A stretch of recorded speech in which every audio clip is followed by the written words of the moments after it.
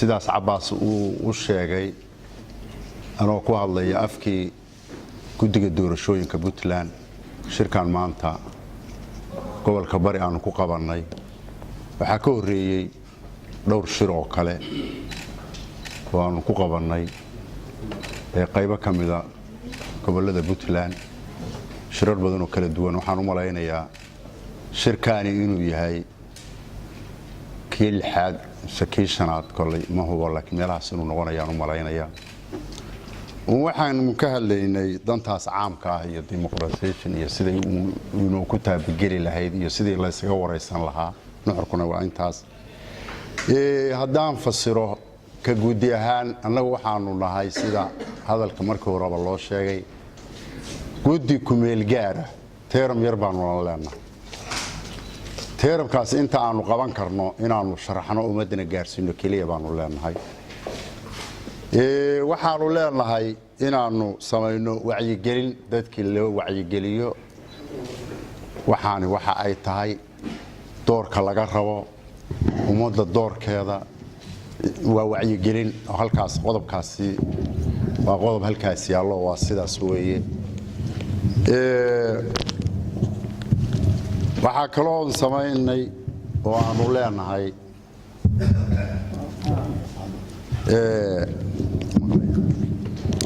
diiwaangelintii ururada siyaasiga ah iyadana waanu wadnaayo waxaan u maleynayaa hadda waxaanu maraynaa ururkii saddexaad kii afraadna waanu sugaynay halkaas bay maraysaa inay soo baxaan saddexda xisbi oo ugu sarreeya allaga jiritaanka iyagu intaas ugu dhanyahay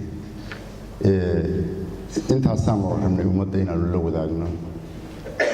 waxaanu isleenahay in la iswaraysto in la iswacyigeliyo araahdiina inaad na siisaan waxaanu idiin soo xulannay intii aanu wax midaynay baa tihiin baahida waxa kan aanu qabno garashadeenna xilkana saaran saan u gudan lahayn iswaafajinteedii doorka inaan nala qaadataan anoo ku hadlaya markaa afka guddiga khudbadii ka guddi ahaan aanu diyaarsanayna waxa akhrin doona xogaynta guddiga furitaan bay ahayd nuxurka aanu soconnaa hadalkana hadda aanu hordhacsaday anoo ku hadlaya afka guddiga khudbadayadina sidaas aanu sheegnay u akhrin doono waxaan rabnaa inaanu idinla wadaagno baahida aanu idiin qabno oo ah xilkana saaran sidaan u gudan lahayn doorkan nagala qaadan lahaydeen intaanu rabnaa waa intaa waxaanu rabnaa taladeena oo sareexa inaan daaqada kale iyo meelo kale nala ka aragay aad noo aragtaan mas-uuliyiintii waxa kan hayay inaad nagala hadashaan waxa aanu mas-uulka ka nahay sharciguna na siinayo rag badan oo hadda mas-uuliyiin ah xilal badan dalka ka soo qabtay sharciga iyo mandateeka aanu leenahay garanayaan golaha waa ay fadhiyaan waxaanu jecelahay waxa aanu u idmanahay ka guddi ahaan si aan waqtiguna inoo ka lumin garashadeena iyo wixii aad nagu tari lahaydeenna si aan u helo warkuna inoo ku koobnaado waxaanu codsanaynaa waxaanu u idmanahay inay noqoto waxa aan wax naga weydiinaysaan iyo waxa aanu idinka weydiinayno inay ku koobnaadaan waxa aanu idinku idmanahay aanan ka tala bixin karin ama ka hadli karin xukuumadda dhinacyadeeda kale iyo wasaarada kale waxay u idmayeen ee kaliya inta aanu u idmanahay inaad wax naga weydiisaan aynuna ka wada hadallo talana nagaga tartaan intaas baan rabaa inaan ku koobo khudbadana kaga baxaya asalaamu calaykum waraxmatullaahi wabarakaatu annaguse waxaanu idiin caddaynaynaa inaanu ilaa daacad inaanu hawshaa ka nahay dhaar baana la mariyo kitaab baana la mariyey dee qofkii kitaabkii la mariyey waxay la tahay waad garanaysaa kitaabku qiimaha uu leeyahay kitaab baana la mariyey haddii cabdiqaasim baaberigii shirkii jabuuti yaa waxaa la yidhi markii maxaa lagugu aaminaya ummadda Soomaaliyeed kugu aaminaysaa mid wariyey weydiiyey dee kitaabka buu yidhi marka sidoo kale waxaan leenahay war kitaab baa anaga nala mariyey sidaa weeye arrintu wixii dilgadoole aad nagu aragtaanna waa noo sheegi kartaan meelo badan oo laga sheegaa jira leeyahay dimuqraadiyad ka hana qaada Puntland iyo in dalku ku tilaabsado nidaamka xisbiyada badan sidaa darteed waxaa shirkan ujeedadiisu tahay in aad aragtidiina ka dhiibataan sidii uu inoo ku hirgeli lahaa nidaamka xisbiyada badan ee Puntland iyo hanaanka geedi socodka dimuqraadiyadda Puntland sidoo kale kulankani waxa aynu maanta isugu nimi wuxuu qayb ka yahay tilaabooyinka muhiimka ah ee guddiga ku-meel gaarka ee Puntland u astaysan aan daneeyaasha siyaasadda iyo qaybaha kale ee bulshada ugu soo bandhigayno qaab hawleedka shaqo ee guddiga ku-meel gaarka Puntland qaabka ay u xiriiraan tilaabada koowaad waa in daneeyaasha siyaasaddu u soo banbaxaan in ay furtaan ururada siyaasadda Puntland cid kasta oo danaynaysa inay siyaasadda uga qayb gasho qaab abaabulan waxaan u sheegaynaa in xafiiska guddiga doorashooyinka ku-meel gaarka ah ee Puntland uu siin doono macluumaadka la xiriira shuruudaha lagu noqonayo ururo siyaasadeed waa tilaabada koowaad tilaabada labaad waxay noqonaysaa inaan hubinno daneeyaasha siyaasadda Puntland ee isdiiwaan geliya si aan u hubinno inay buuxiyeen shuruudihii looga baahnaa ururada siyaasadda Puntland ee sharcigu u jideeyay tilaabada saddexaad waxay noqonaysaa inaan siino shahaadooyinka noqoshada ururada siyaasadda Puntland saddexdaa tilaabo marka ay hirgalaan saaxadda siyaasadda Puntland si weyn ayay isu bedeli doontaa waxaana loo gudbi doonaa insha Allah wajiga labaad oo ah in loo tabaabushaysto qabashada doorashooyinka golayaasha deegaanka Puntland si ay halka uga soo baxaan saddexdii xisbi qaran ee Puntland ee ku loolami lahaa doorashada baarlamaanka iyo madaxtooyada haddaba waxaan idinla wadaagaynaa in ilaa hadda ay isdiiwaan geliyeen in ka badan 3 urur siyaasadeed hase ahaatee diiwaangelintu waxa ay ku eg tahay 31 bisha 12/2017 intaa kadib waxaa loo gudbi doonaa in la hubiyo ururada siyaasadda ee buuxiyay shuruudaha sharciga ah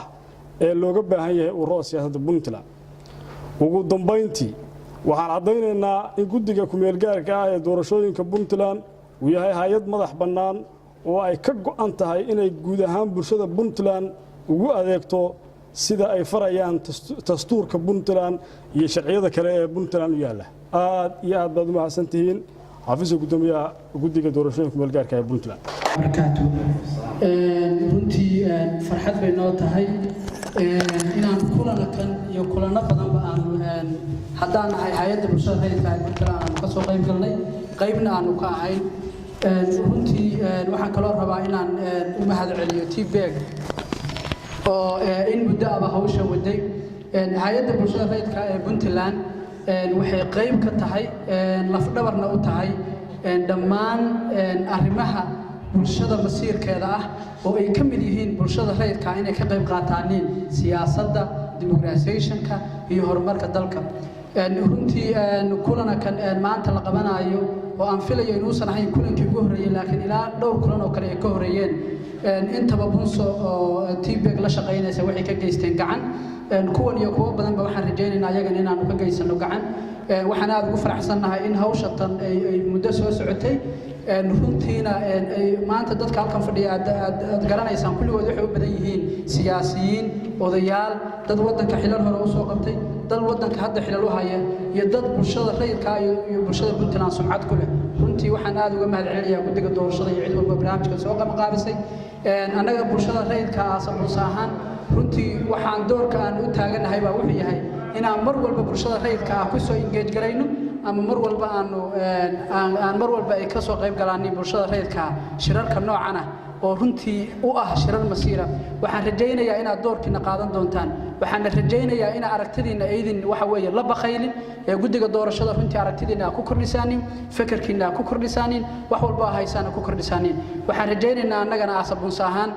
inaan mar walba bulshada rayidka ah aanu ka shaqeyno mar walba sidii uga qayb gali lahaayeen waayo bulshada rayidka waxa ku jira odayaashii ganacsatadii oo kulligood siyaasadda waxay u yihiin door kulligood bulshada waxay u yihiin lafdhabar marka runtii mar raba inaan hadalka ku dheeraado waxaan leeyahay mar labaad iyo mar saddexaad ba runtii waa shirakan aad baan u bogaadinaynaa waxaan rajaynaynaa bulshada rayidka asabuus ahaan inaan shaqooyinka noocan aanu la sii wadno salaan kadib ka wasaarad ahaan wasaaradda dastuurka arrimaha federaalka iyo dimuqraadiyiinta dowladda Puntland waxay dadaal ugu jirtaa sidii hanaankan 4.5 ee muddo faraha badan aan ku soo caanamaalaynay looga gudbi lahaa hanaanka asxaabta badan iyo waxa weeye nidaamka xisbiyada badan runtii waxa waaye ka wasaarad ahaan waan soo dhaweynaynaa guddiga doorashooyinka dowladda Puntland shaqooyinka ay gobolka ka wadaan iyo sida hawlkarnimada iyo dadaalka dheeraadka ay waxa weeye bulshada u hayaan runtii aad iyo aad baan ugu bogaadinaynaa dadaalkoodaasi waxaan leenahay Ilaahay inuu fududeeyo inta kadib wasaaraddu waxa waaye iyadoo laftirkeedu roolkeeda iyo hawsheedu ma yara deegaamada iyo degmooyinka dhammaantood way wada booqatay arrimaha wacyigelinta iyo waxa weeye sidii dadka loo fahamsiin lahaa hanaanka dimuqraadiyeynta iyo ka qayb qaadashada waxa weeye nidaamka asxaabta badan rool muhiim ah ayay ku leedahay runtii aad iyo aad baan ugu faraxsanahay maanta madashan in talooyin muhiim ah ay ka soo baxaanin oo marjac iyo muhiimad u leh ama asaas iyo gundhig u ah hiigsigan aan rabno inaan u gudubno waayo waxa waaye maanta guddiga doorashooyinka waxa ay leynka rabaa waa qorshihii iyo istiraatiijiyadii lagu dhaqi lahaa ama lagu dhaqmi lahaa ama loo gudbi lahaa marxaladeedii iyo asaaskeedii inaan dhammaanteen baan ka wada arinsano waayo waa wax guud ahaan bayna wada khuseeya aan u baahannahay waxa waaye inaan waxa weeye waji cusub iyo xaalad cusub iyo marxalad cusub iyo siyaasad cusub inaan galno lagana gudbo waxa weeye hanaankii aan inta badan ku soo caanamaanay laakiin cuqdad fara badan aan u qabnaayo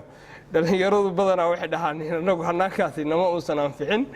oo waxa weeye nin jeclaysiga iyo oday baa wiil wada iyo oday baa qof wada iyo dumarkuna roolkoodana insha Allah waxaan rajeynayaa inay nidaamka asxaabta badan ay ka heli doonaanin marka dhammaantiin waa salaamantiin kulliga waxaan ku salaamayaa salaanta islaamka assalaamu calaykum waraxmatullaahi wabarakaatuh salaan kadib waxa farxad ah maantay gobolka bari inay noogu yimaadaan oo guddiga doorashooyinka Puntland oo ay ka wadaan saddex arrimood sidoo sheegay gudoomiyaha guddigu wacyigelin iyo wada tashi iswaraysi iyo diiwaangelinta xisbiyada saddexda arrimood iyagoo u socda aad baan u soo dhaweynaynaa horumarkii la sugaayay muddadan weeye waxaan ku boorinayaa bulshada qaybaheeda kala duwan inay la shaqeeyaan guddiga doorashooyinka oo la timintaabiyaan curdin baynu nahay inagu dhaqankan shaqadan ma naqaan laakiin shaqa in u baahannahay oo important weeye laga maarmaan ah marka bulshada qaybaheeda kala duwan in nin walba uu dhinac iska taago sidii arrinta loo horumarin lahaa waa aragtaan waxa la isdiiwaangelintu waxay ku egtay 31 bisha waa